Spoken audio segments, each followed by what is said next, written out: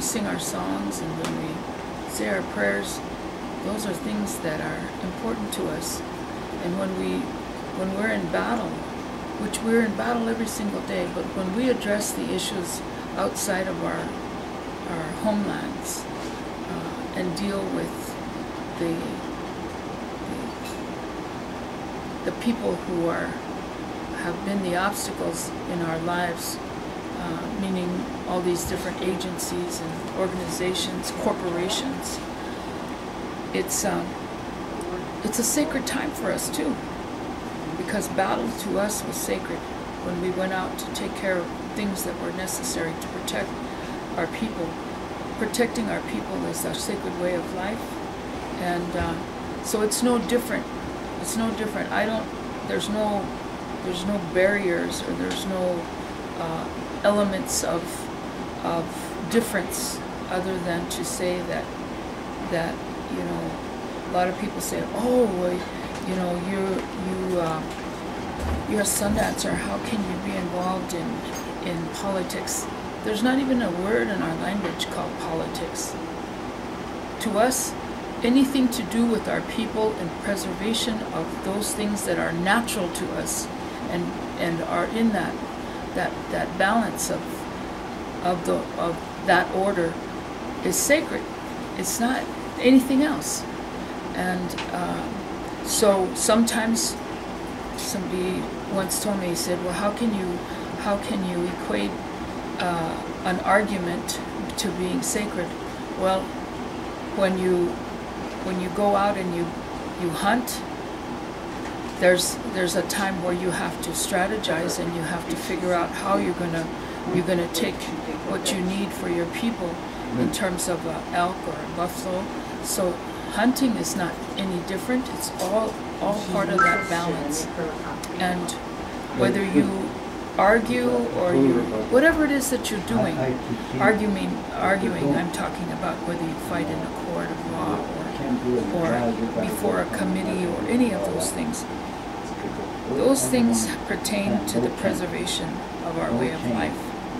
And it's taken, I've been involved in this way since the 60s, and nothing has changed in terms of how I feel with the passion in my heart for my people. I love my people.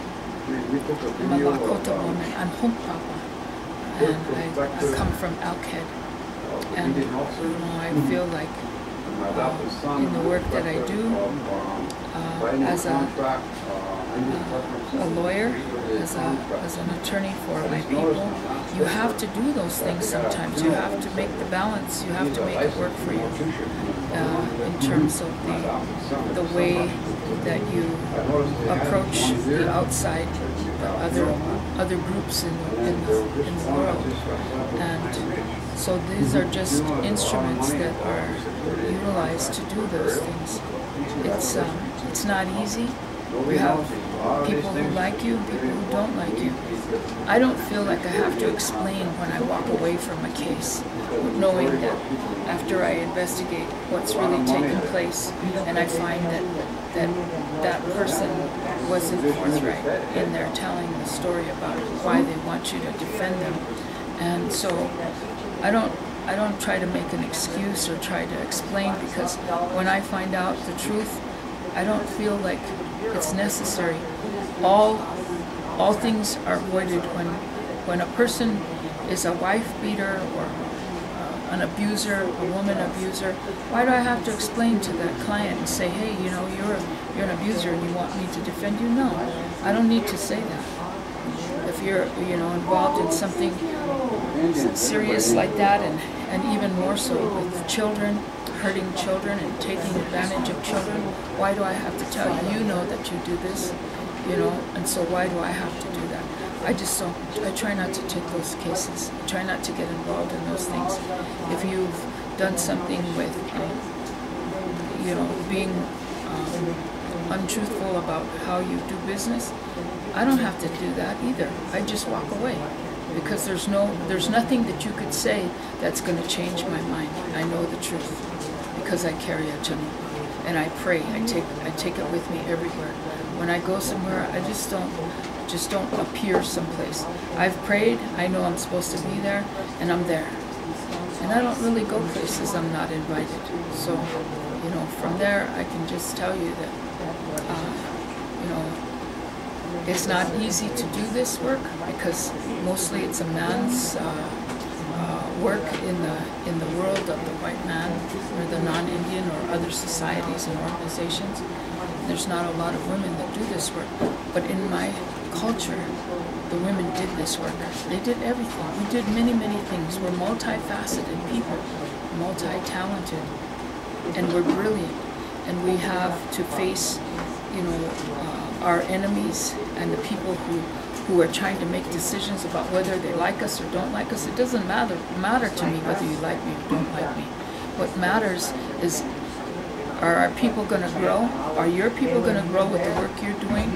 Are my people going to grow with the work I'm doing? I'm just a small piece of the puzzle, and I'm working here with a group of individuals who have a lot of knowledge and wisdom. And, you know, I'm almost 70 years old now, and I feel like, you know, I've been at this a long time. I know something about something, and I know one thing, that I love my people, and that I forever give my life to them. This time that I have here in the physical, I'll continue to work and do the things I have to do here. In the supernatural, when I leave, I intend to ask my Creator. I ask all the time, take me and help me to do the work on your side, if that's what you want me to do. If not, then keep me here and help me to do the work here for my people. I'll meet you.